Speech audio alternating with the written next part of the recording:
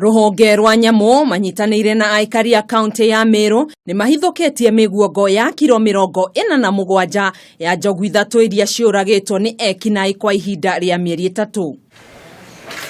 Mũrũgamĩrĩri munene wa ruhonge rĩu mwena ũcio Tuga Jirmo ni ugĩte ũnyitanĩri wao na aikari a kaunti ĩyo ni ũteithĩtie mũno harĩ kũhithukia miguongo ĩyo.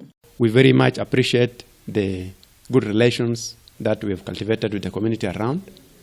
And this is already evidence that it is bearing fruit now, that communities are participating in wildlife security as well as recovery of this ivory. Ona gũtuĩka matire marahota kũhofanĩria ekinaĩ acio, no marathi na mbere na gwethanwo nao hamwe na matharaita marĩa mahũthĩrire kũraga njogu icio.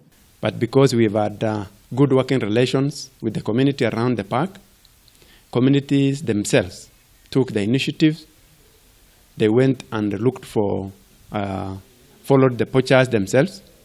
They finally recovered and handed over these pieces of ivory to us. Kũringana na ũtari wa nyamu rũnyanjara-inĩ rũu, ũronania rwĩna makĩria ma njogu 700. Handũ-inĩ ha Kameme TV mohoro gĩtaũ njĩtagwo Gathoni wa Ng'ang'a.